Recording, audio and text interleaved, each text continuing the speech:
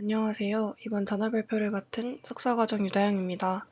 제가 오늘 발표할 연구는 사용자의 고유한 근육 떨림 특성을 새로운 생체 정보로 활용하여 지속적인 사용자 인증을 수행한 연구입니다. 본 논문은 IEEE Transactions on Mobile Computing에 2024년 게재된 논문으로 임팩트 팩터는 7.7이며 컴퓨터 사이언스 인포메이션 시스템즈와 텔레커뮤니케이션 분야의 Q1에 해당합니다. 인트로의 첫 단락에서는 모바일 기기들의 기능이 점점 다양해짐에 따라 개인정보 보안이 중요해지고 있음을 나타내고 있습니다. 다만 디바이스를 처음 접근할 때만 인증하는 일회성 인증 방식은 취약점이 있기에 지속적인 사용자 인증의 필요성이 커지고 있다고 설명하고 있습니다. 이에 사용자 행동 생체 정보와 생리학적 생체 정보를 이용한 지속적 인증 기술이 연구되고 있지만 센서 연구 사항이나 사용자에게 지속적인 인증 요구를 하는 등 한계점을 가지고 있다고 설명하고 있습니다. 이에 본 연구에서는 사용자의 미세한 몸 떨림을 이용한 지속적 인증 기술인 MAUTH, 아마 마우스라고 읽을 것 같은데 이 마우스를 제안하였습니다. 수전증과 같이 병을 가진 환자 이외에도 사용자가 모바일 기기를 사용할 때 미세한 떨림이 개인마다 고유한 특징을 가지고 있기에 이를 생체 정보로 활용하였고, 또한 사용자의 기기 잡는 자세 정보를 함께 사용하여 사용자를 인증하고자 하였습니다. 마우스 기술의 메인 챌린지는 첫 번째로 사용자의 미세한 떨림을 정확하게 추출하고, 또한 모델이 자동으로 사용자를 학습하게 하고, 마지막으로 제한된 모바일 리소스에서 효율적으로 지속적 인증을 수행하고자 하였습니다. 제안한 마우스 기술의 주요 장점은 다음과 같습니다. 개인의 고유한 근골격 구조에 기반하기에 사용자의 복잡한 몸 떨림을 모방하기 어렵고 비침습적이며 백그라운드에서 지속적으로 사용자를 빠르게 인증 가능하며 대부분의 모바일 기기에 탑재된 저사양 가속도계만으로도 구현이 가능합니다. 정리하면 기존 연구들과 비교해서 마우스는 사용자의 고유한 근육 떨림 특성을 새로운 생체 정보로 활용하여 지속적인 사용자 인증을 수행하는 연구입니다. 연구에서 사용된 데이터는 21명의 피험자에게 구글 넥서스 4 스마트폰을 들고 있을 때 측정되는 가속도 데이터를 사용하였습니다. 데이터는 하루에 3번 측정되었으며 스마트폰을 들고 있는 자세는 총 6자세로 구성되었습니다. 아래 영어로 자세하게 설명되어 있는데 간단하게 설명드리면 맨 앞 글자가 S면 앉아있는 자세, 그리고 T인 경우 스탠딩, 서있는 자세, 두 번째 글자가 L이면 핸드폰을 낮게 잡고 있는 자세, H면 핸드폰을 높이 들고 있는 자세, 그리고 R은 오른손으로 잡고 있는 자세, 그리고 맨 마지막 글자가 L인 경우 왼손으로 들고 있는 경우입니다. 다음 실험 패러다임은 3분 동안 스마트폰을 들고 있고 다음 3분 동안은 메신저, 네이버 지식인과 비슷한 코어라, 페이스북 등등의 자주 사용하는 5개의 어플을 사용하는 동안 가속도를 측정하였습니다. 이 아래의 사진이 수집된 데이터의 예시인데 먼저 가장 윗사진은 같은 피험자가 동일한 자세를 3번 녹화했을 때 주파수 분석 결과이고 동일한 자세를 3명의 다른 피험자가 측정한 결과 동일한 자세를 3명의 다른 피험자가 측정한 결과, 그리고 마지막은 동일한 피험자가 3가지 다른 자세를 취했을 때 수집한 결과의 사진입니다. 동일한 피험자가 동일한 동작을 수행할 때는 주파수 파형이 비슷하게 나오고 서로 다른 피험자끼리는 다른 파형이 나오는 것을 확인할 수 있습니다. 다음은 본 연구에서 제안하는 마우스는 다음과 같이 구성됩니다. 가장 먼저 유저 비헤이비얼 세그멘테이션에서는 사용자의 다양한 유형의 움직임을 분류하고 피처 익스트랙션 단에서는 이 크로스 FFT를 수행하여 이 심뢰할 수 있는 스펙트럼을 얻고 피처 익스트랙트 하는 단계에서는 주파수 구성 요소를 사용자 인증 가능 기능으로 선택합니다. 그리고 다음으로 분류기 훈련 및 업데이트 단계에서는 앙상블 리그레이션 트리 기반 아이솔레이션 포레스트 베이스드 분류기를 사용하여 합법적인 사용자와 임포스터를 구분합니다. 분류 후 지속적인 인증을 하기 위해 하나의 테스트 자세에 대한 분류 결과 또는 여러 자세의 개별 분류 결과에 대해 다중 투표 결과를 사용하여 지속적인 인증을 수행합니다. 그리고 폰 애티튜드 디텍션은 가속도 성분을 계산해서 자세를 추정하는 단계입니다. 사용자 움직임을 세분화하는 단계를 자세히 설명드리겠습니다. 이 A 사진과 같이 XYZ축으로 구성되는 가속도 데이터를 이 유클리디언 놈으로 공식으로 사용하여 정의하였습니다. 여기 A가 유클리디언 놈으로 계산된 신호이고, 또 이 B는 피험자가 스마트폰을 정상적으로 사용할 때 가속도 데이터를 보여줍니다. 먼저 스마트폰을 들어 올리고 비밀번호 핀을 치고 화면을 보고, 그리고 주머니에 스마트폰을 넣었다가 꺼내서 화면을 보고, 그리고 마지막으로 책상에 스마트폰을 내려놓는 순서이며, 보시는 것처럼 이 핀 번호를 치거나 주머니에 넣는 동작을 수행할 때는 가속도 데이터가 크게 변화하지만 화면을 보는 구간에서는 상대적으로 작은 변화가 관찰되는 것을 확인할 수 있습니다. 사용자의 움직임을 구분할 때는 가속도의 앰플리튜드 이 크기 대신에 corrected sample 스탠다드 데비에이션 표준 편차 값에 따라 매크로 그리고 마이크로 무브먼트, 트레모 무브먼트로 분류하였습니다.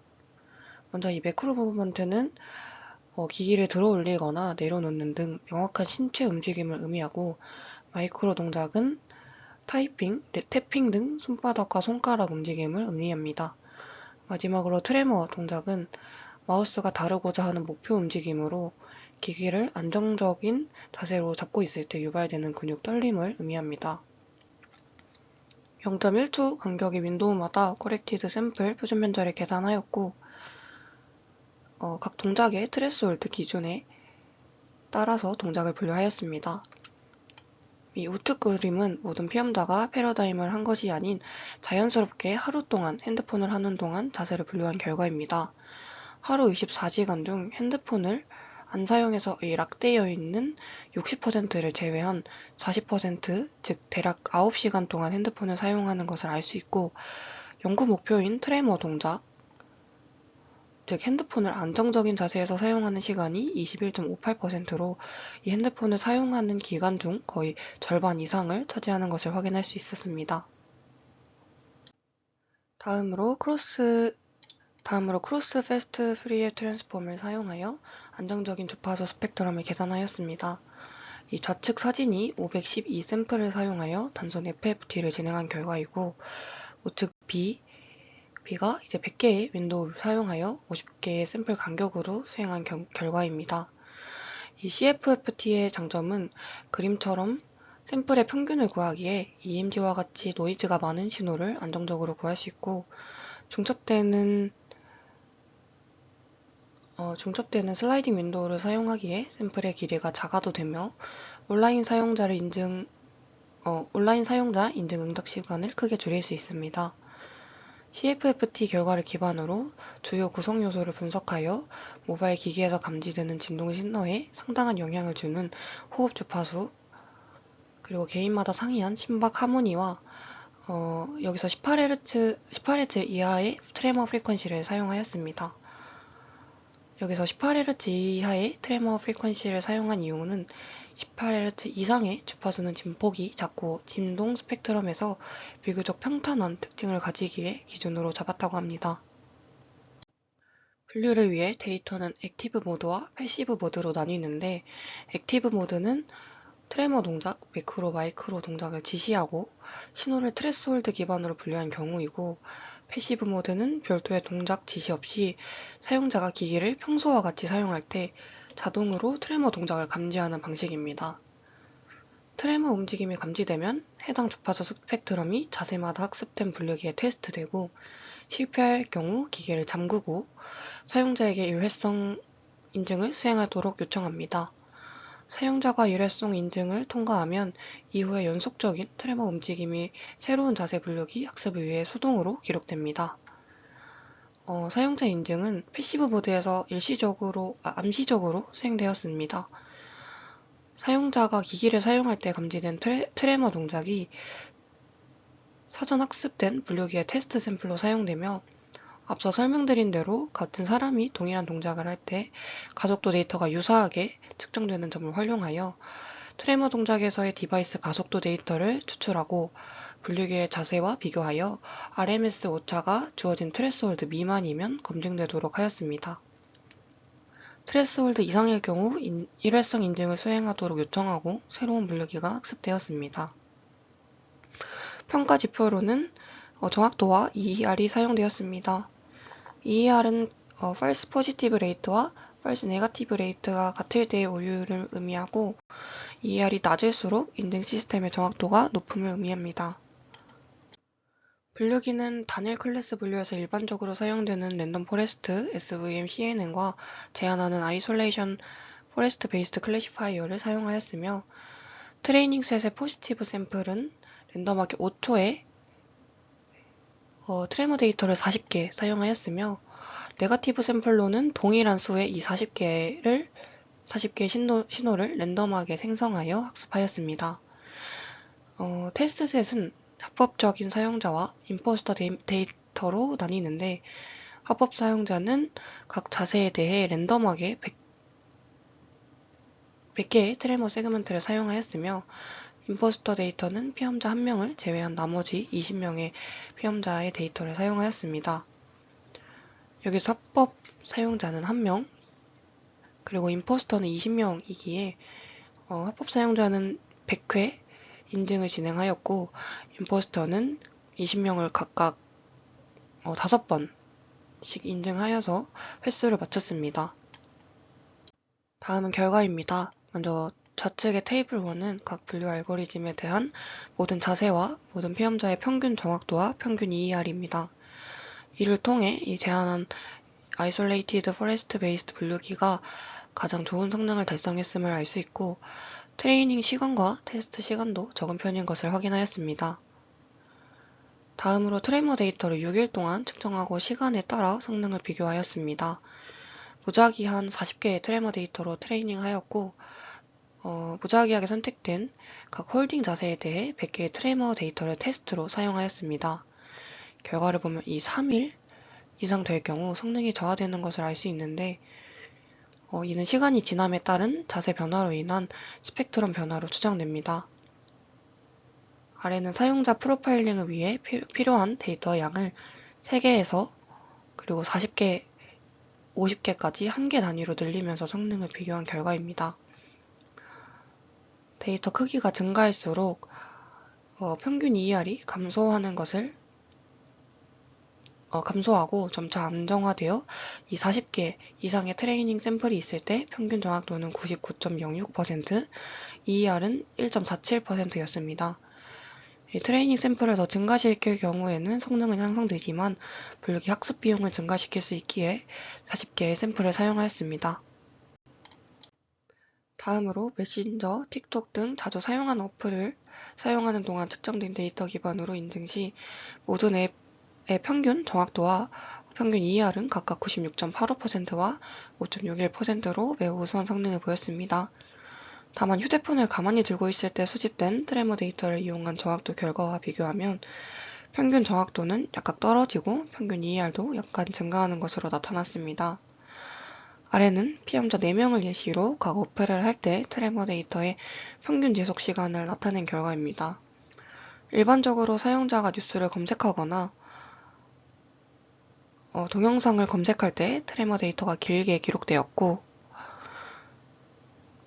그리고 메시지를 보낼 때와 같이 타이핑 등 움직임이 있을 때 짧은 데이터가 기록되었습니다. 모든 어플에서 가장 짧아도 이 5초 이상의 데이터가 확보되었기에 제한한 마우스 기술로 지속적인 인증을 진행할 수 있었습니다. 마지막으로 실제 있을 수 있는 스푸핑 공격에 대한 결과입니다. 실험 구성이 스마트폰을 들고 있는 자세를 기반으로 하기에 임포스터가 해당 자세를 카피하는 스푸핑 공격으로 인증을 시도할 수 있기에 실험을 통해 확인하였습니다. 실험은 합법적 사용자가 가장 편안한 자세 3개를 선택 후 스마트폰을 사용하였고 임포스터가 이를 따라하여 20회 인증을 시도해야 했습니다. 5명을 합법적 사용자로 이 9명을 임포스터로 선택하였으며 이 X축은 각 임포스터가 각각 5명의 합법적 사용자를 따라한 평균 인증 정확도입니다. 평균 FPR, 즉 임포스터가 사용자라고 오분류된 확률은 평균 6.73%로 스푸핑 공격에 매우 잘 견디는 편인 것을 알 수 있습니다. 마지막으로 결론입니다. 이 논문에서 사람의 근육 떨림을 모바일 기기의 지속적인 인증을 위한 새로운 생리학적 생체 인증 기술로 활용할 수 있음을 확인했습니다. 저자들은 마우스라는 사용자의 고유한 근육 떨림을 기반으로 하는 비측정적인 지속적 사용자 인증 방식을 제안했습니다. 효율적이고 효과적인 분류기 학습 및 사용자 신원 검증 알고리즘을 포함하여 마우스는 가볍고 사용자의 입력이 없을 때도 몇 초 단위로 모바일 기기를 지속적으로 보호할 수 있습니다. 또한 실제 환경 실험 결과 다양한 사용 환경에서 정확하고 위조하기 어려운 것으로 나타났습니다. 제가 생각하는 본 연구의 장점은 실험마다 피험자 수가 상이하고 적은 경우도 존재하지만 주장하려는 바를 잘 나타낼 수 있는 실험도로 구성한 점인 것 같습니다. 실험마다 피험자 수가 상이한 것을 통해 연구를 진행하며 필요한 실험을 추가적으로 진행한 것 같은데 인증 연구에서 이렇게 많은 종류의 실험을 진행한 연구가 많이 없고 의미 있는 실험들로 구성하여 Q&A 링크될 수 있었던 것 같습니다. 또한 여러 시각화 결과를 사용하는 타 연구와 다르게 크로스 FFT와 같은 방법을 사용하여 피험자 간 또 같은 피험자 내에서도 다른 동작을 수행할 시 가속도 데이터가 상이하다는 것을 표현하는 결과 그림 하나만을 사용하였는데 해당 그림만으로도 가속도 데이터가 개인마다 다르다는 특징을 잘 전달하는 것 같아서 시각적 자료가 중요하다는 것을 한 번 더 느낄 수 있었습니다.